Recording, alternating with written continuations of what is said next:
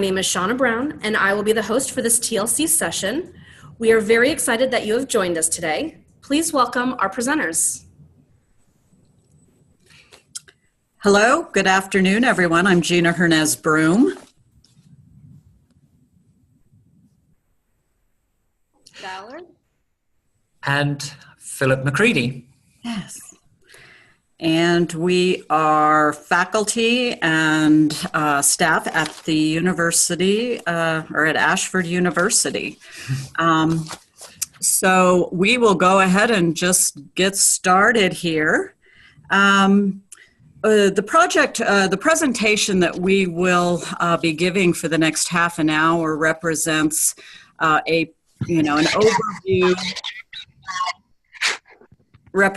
overview and summary of a project that we did for the University of the Rockies as faculty and staff of University of the Rockies.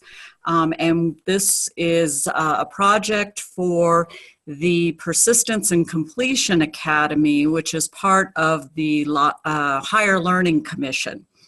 So we applied to the Academy in 2014, applied and were accepted to be part of it. It was a 4-year project that was the duration of this project.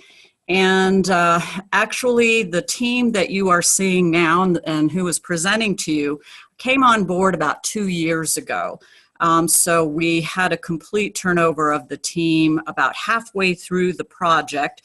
So that was a little bit of a challenge for us, but we managed to really grab hold of that project and we think took it to completion in a really satisfactory way.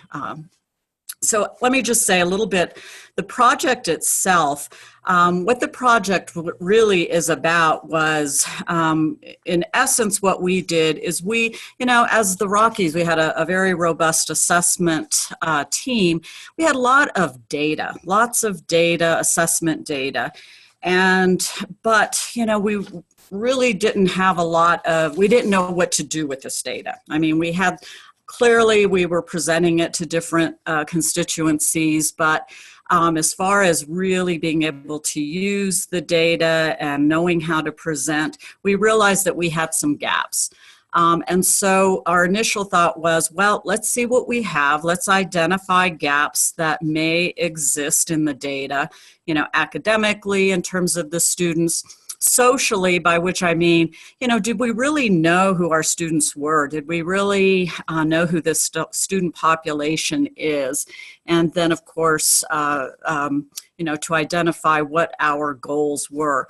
If you can see that our ultimate goal was really to align cross-functionally areas across the university, enrollment, faculty, administration, finance, to really improve student success and the student experience.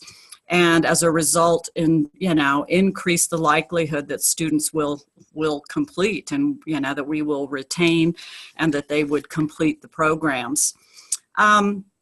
And so ultimately, when we thought about this goal, it was, what does that really mean? Okay, so if we are going to increase the likelihood of success and we're doing this cross-functionally, ultimately what it really meant is really attacking the culture of the University of the Rockies and creating a culture of student success, a culture of persistence and completion.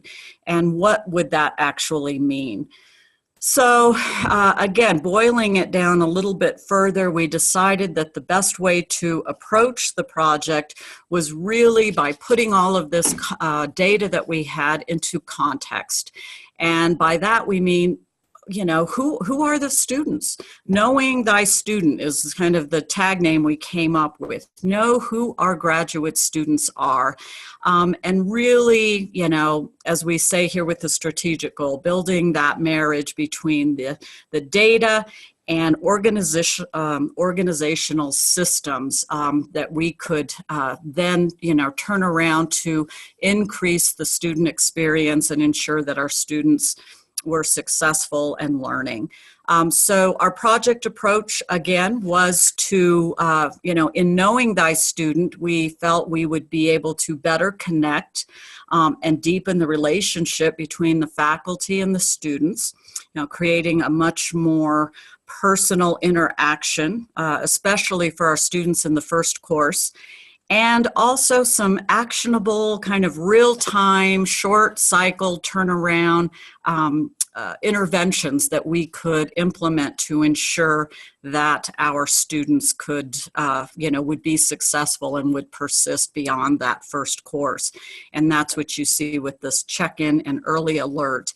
And with that, that's kind of the broad, big picture approach that we took. I'm going to turn it over to Phil, who's going to take you through some of the data we collected and how we turned that around into some tools.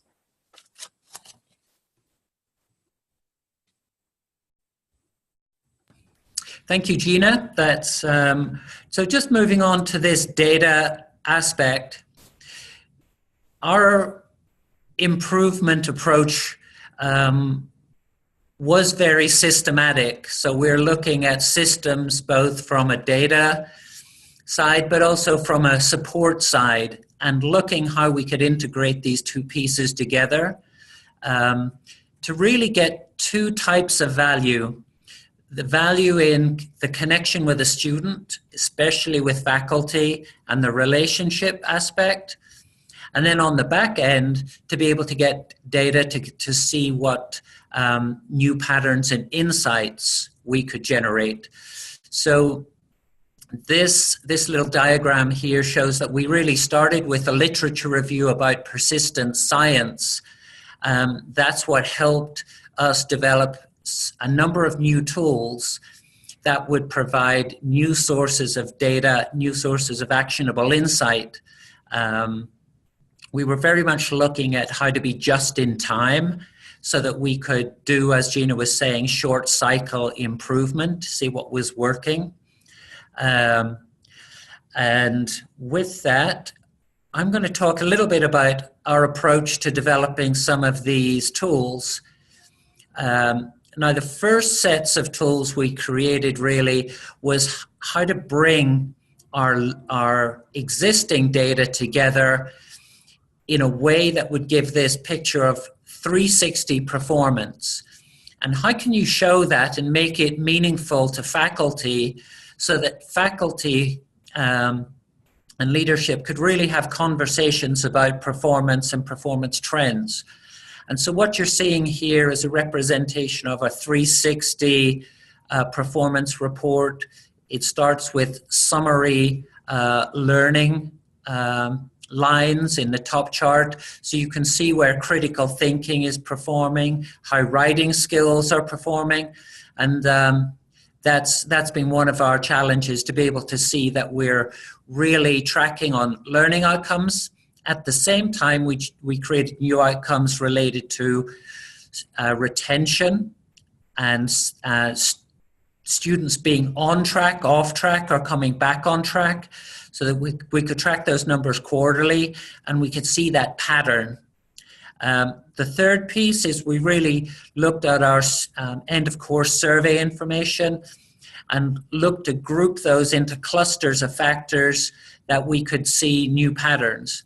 And with this, we were able to find some relationships between retention and certain trends, and particularly in terms of the quality of courses, the level of faculty engagement, and that was something we were able to measure with these indicators.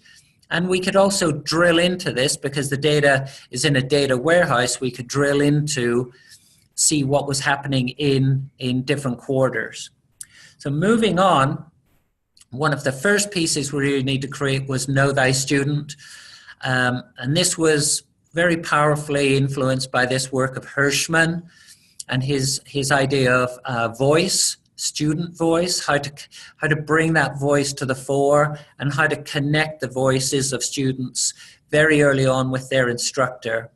So we developed a student information form, essentially that pulls in more biographical information, so that we could have information very early on that could empower the instructor to see where the student is at in a whole range of academic skills, life skills, as well as some of their background issues that may get in the way of them being able to be successful.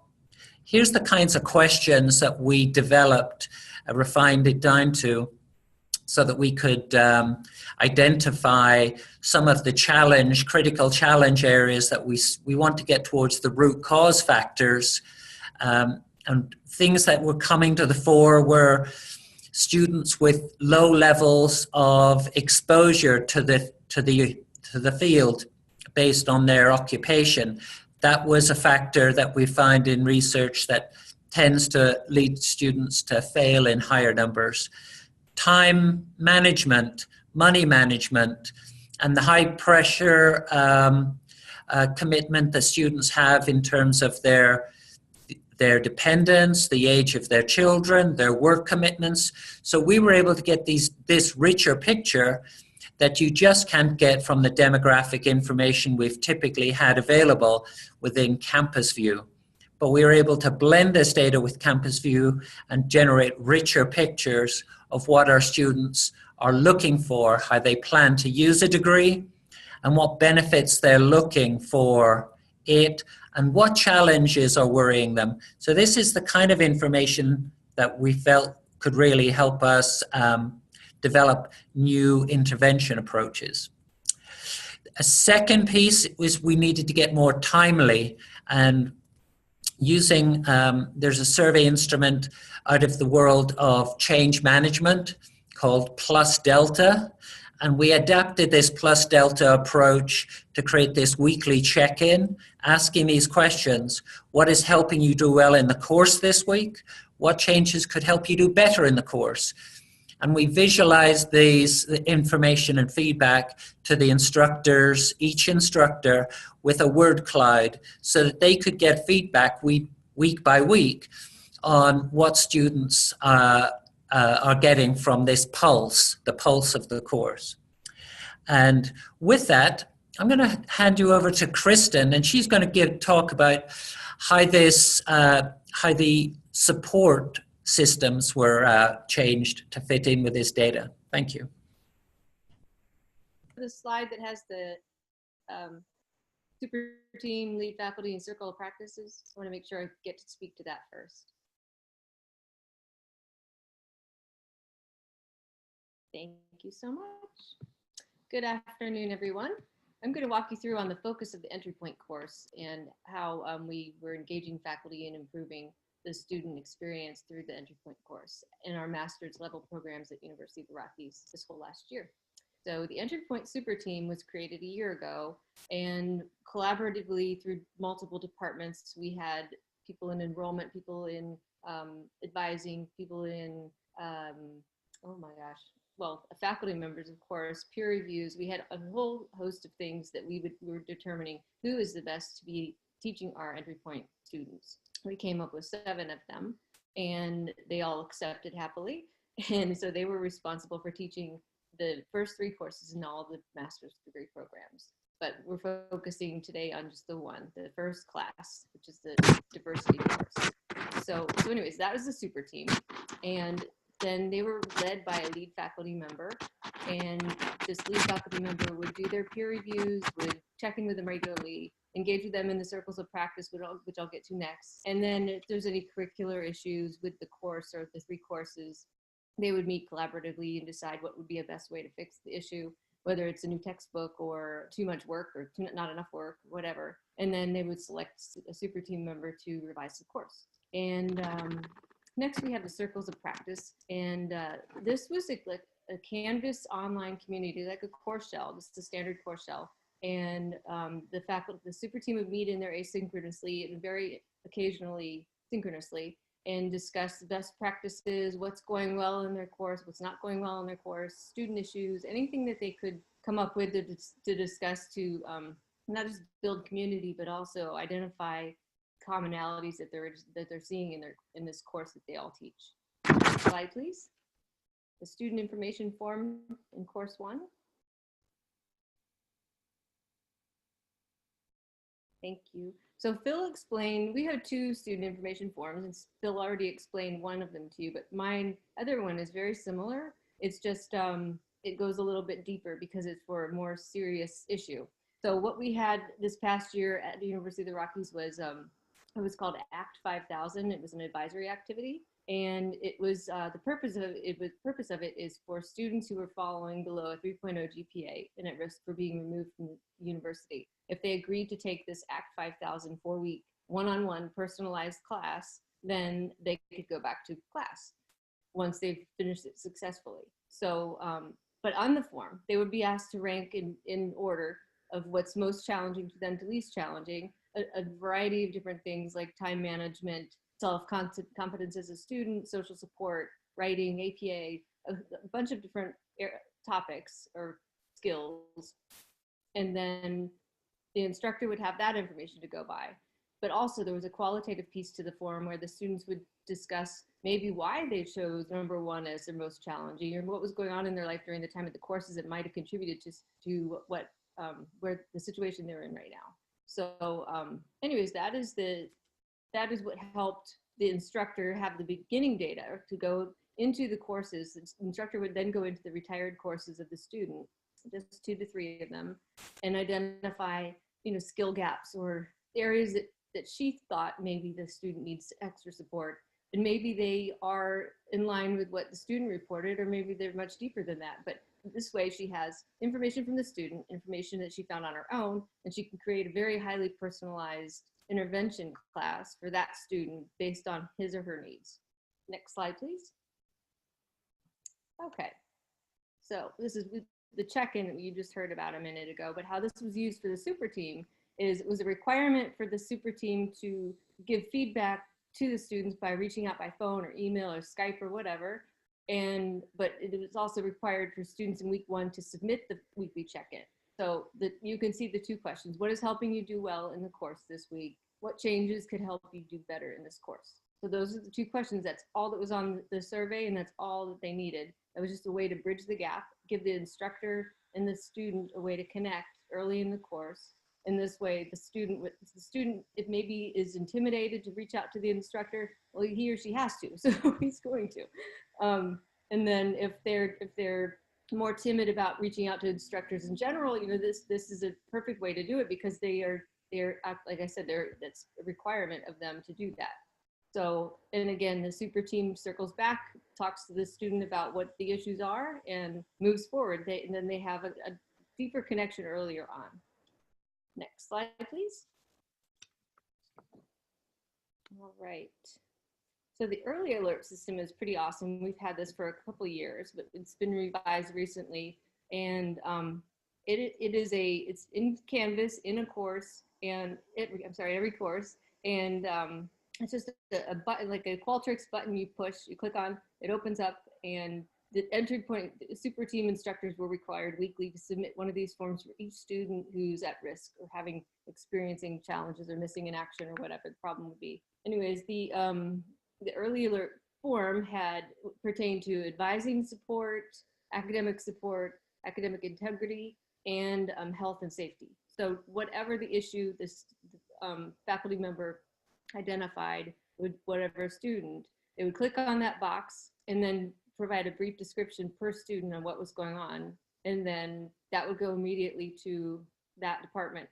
And then that department would reach out to the student rather quickly. It was surprising to me how often I would get feedback from the student within 10, 12 hours. Just, they were so quick. Anyways, the net department would reach out to the student, and the faculty member reaches out to the student. And once again, they're buttressed with support on both sides, or all sides, depending on what issues are involved. So this is, again, a requirement for the super team to do this weekly. It was not required for any other course or any other instructor, but it's highly encouraged. And this is just our way of knowing that student. Gina will take you through HLC feedback.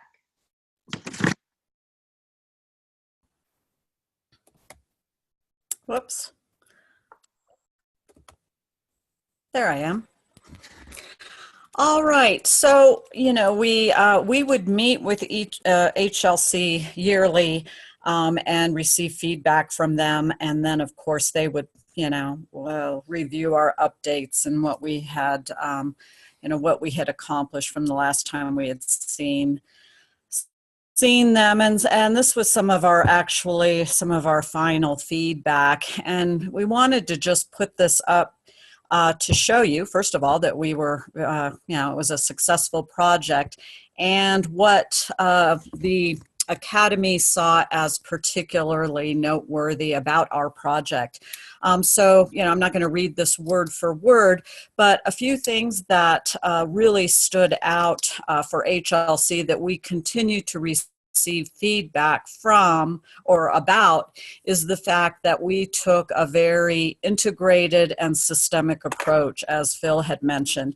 So, you heard Kristin, talk about some of the various initiatives and that they developed.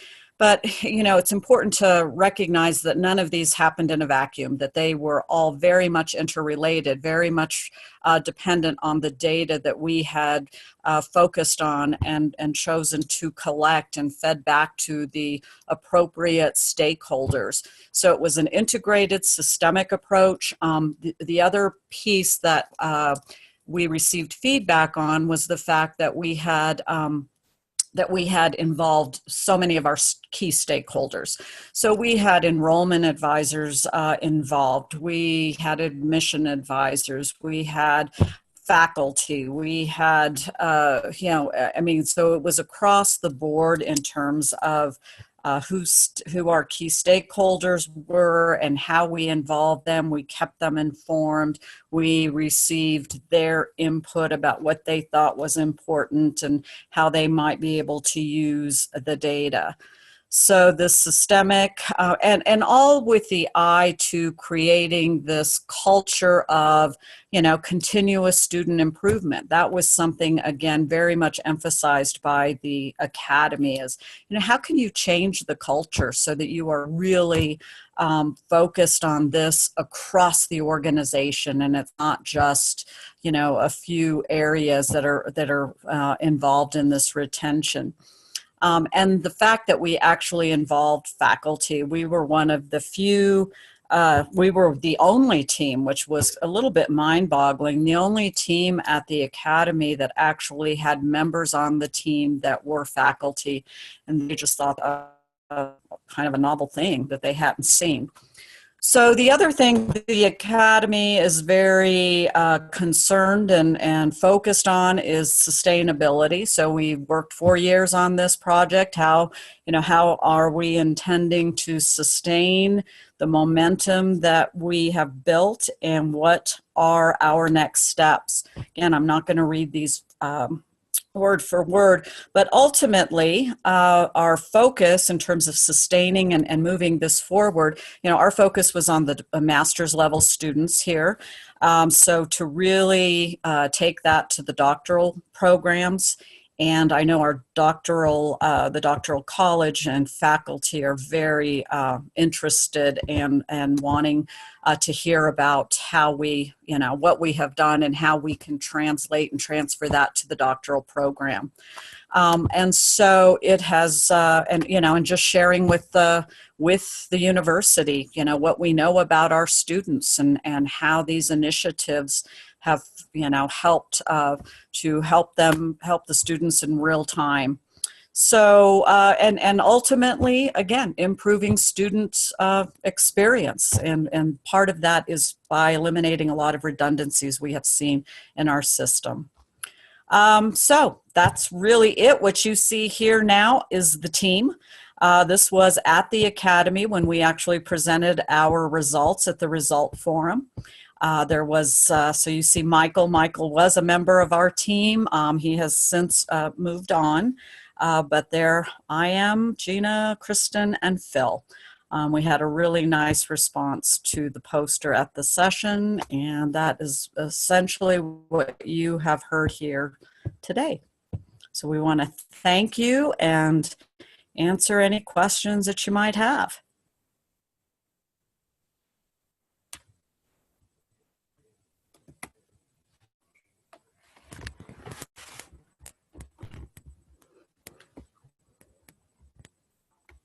Any questions?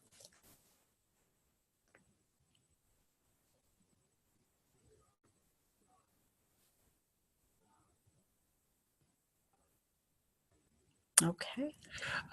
I suppose I've got one kind of comment on this, and moving into the position in Ashford where there is a behavioral model, where there are systems, I'd be interested to hear from anyone who thinks that this kind of psychometric information, which we don't currently have, is that something that could be valuable into this picture of helping the student, especially in terms of what Craig's message is about the challenge of how to personalize our programs and our educational offering, whilst also delivering at scale. And this psychometric information seems to be one way that you could potentially bridge that. But so be interested in any questions or thoughts on that side.